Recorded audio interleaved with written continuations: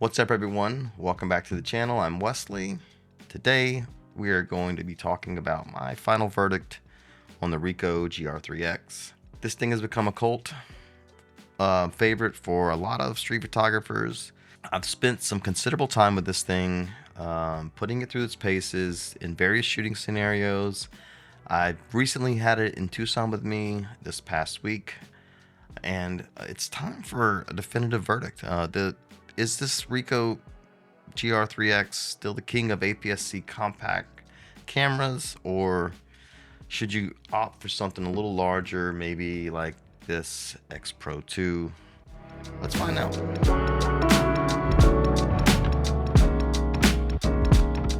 For those unfamiliar with the Ricoh GR3X, it's the slightly more telephoto sibling of the GR3.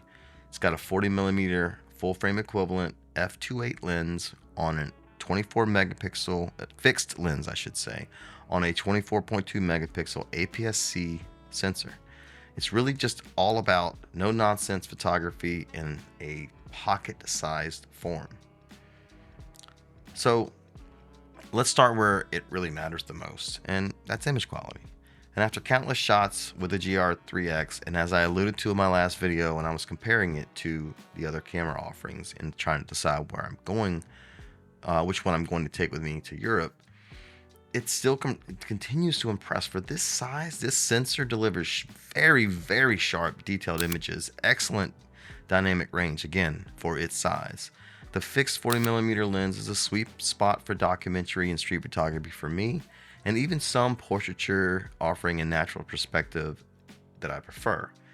I would say if you're going to do portraiture with this, you'd want to do like headshots, because the f2.8 lens is not going to give you that depth of field unless you're closer to the subject. So that's my little asterisk on that one. All right. The colors straight out of camera are very pleasing. I love the JPEGs that this thing produces. The black and whites are fantastic. And after taking Reggie's recipe for this and basically you going with the positive film stop, I really enjoy just what the JPEGs look like straight out of camera. It gives me that Leica look without the Leica price. In low light, the GR3X performs admirably for such a compact camera. While it's not a full frame camera, the APS-C sensor and the f2.8 aperture allows you to capture usable images when the light dips. But and the image stabilization helps when you're handheld shooting at slower shutter speeds. The real weakness is in the autofocus system. So in lower light, don't expect a miracle, but I was able to get some good shots with patience. I would say you might want to use manual or snap focus in lower light though. And I know someone's yelling at the screen right now saying you should be using snap focus. I get it. I'm going to talk about that, I promise. We talked about the size and pocketability in our initial impressions, but how does it hold up to long-term use? Well, the GR3X remains an incredibly convenient, truly disappears in my pocket or in my bag, makes it an ideal everyday camera for carrying with you everywhere you go. And these other options just don't do that. This is the only option that produces images I can use that's this size, period. And like I said, like I've always said, the best camera is the one that you have with you, not the one that's back at home, because it's too heavy to carry. The one-handed operation for many is really a key factor for purchasing this. The placement of the controls, it's intuitive. It really truly, after some practice, it allows you to adjust these settings very quickly without taking your eye off the scene. Now I say that because you're using the back screen, because that's all it has. It does not have a viewfinder. The touchscreen is responsive, making selecting your focus points easy. However, the small size of the camera can occasionally feel a bit cramped for those with larger hands. Now I have medium hands, and I tend to be pretty okay with the size of this camera, but it does get a little small. It does, even for me. Autofocus performance has always been a point of discussion with the Ricoh GR series in general. Over time, with firmware updates, I I've been told Ricoh's made some improvements. Now I haven't had this camera but for 6 months now, so I really don't have an impression on what the firmware updates in the past have done. Only what I've seen with my use. Now, what I've seen it's not the fastest autofocus system out there, and it's generally reliable in normal light conditions. It does tend to hunt from time to time, and I've lost shots as a result. There's no doubt about that. I've definitely seen some shots where I've had to take 2 or 3 shots of something to ensure that at least one of them wasn't blurry or or slightly defocused. Now, the person that's yelling at the screen, take it off of macro mode, it was not on macro mode. I can assure you, it was not on macro mode.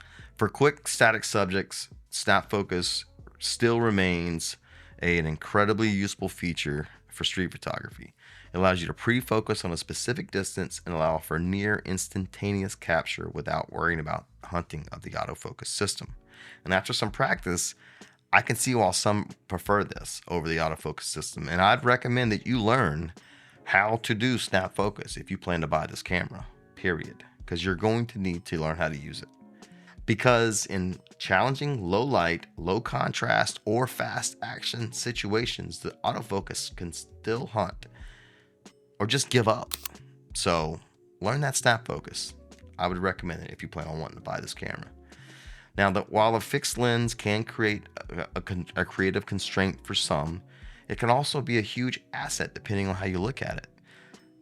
Because think about it, when you're married to a lens, you have to learn how to compose with that lens, and you become very, very good at it. You switch to a different type of view or different field of view, and then you got to learn how to compose with that lens. So there you have it. Anyway, the lack of viewfinder can also be a drawback for some, including me. In bright sunlight, sometimes it can be hard to even see the screen. So there is an optional external viewfinder, but I buy this for the size. I don't want to add more bulk to it. And the size does allow for its major selling point, and that is candid shots.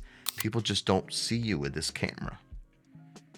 All right, moving on to battery life. That's decent, but not exceptional. I find that I need to carry at least 1 battery, maybe 2, for a full day of shooting. I think the recognition or the specification is about 200 shots or so. I'm seeing about that, maybe a little less with it stayed on or and not turned off after each one. Now it does start up very, very fast.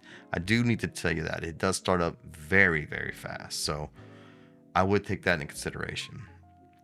You can turn it off and on and save some battery potentially, but I just don't want to keep that lens going in, out, in, out, in, out. I don't want to damage the motor over time, so I just leave it on and carry some extra batteries.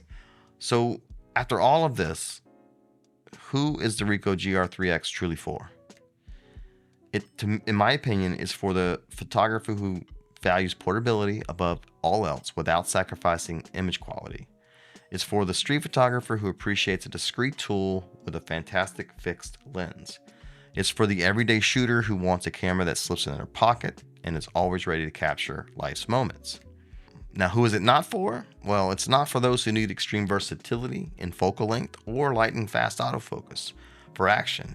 I would not recommend this as your only camera, or for an amateur photographer, or someone not really into photography, just wanting something that takes better photos than their phone.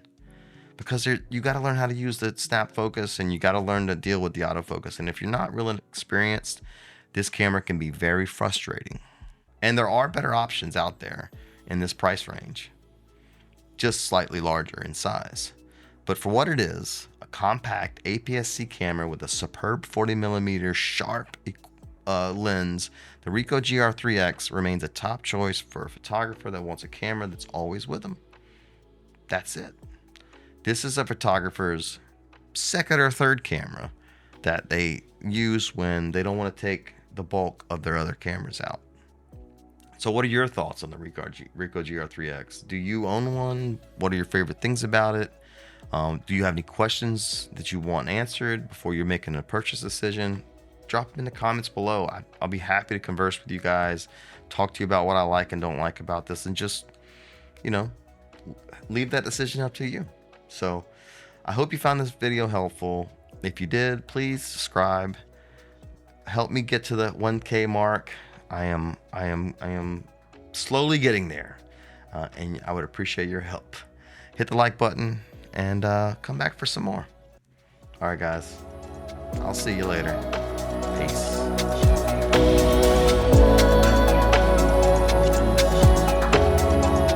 This is the story about the little Ricoh that could.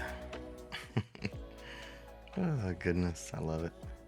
So tired of it. It doesn't work for shit. Just so you know, the Ricoh strap, it doesn't work for shit. It sucks. Getting rid of that thing. I'm tired of it being on the camera. For those who are Nintendo fans, I'm wearing my Red Ink Redemption t-shirt in honor of the Switch 2 coming out pretty soon. I cannot wait. I've already got my pre-order in. I'm excited. All right, let's get started.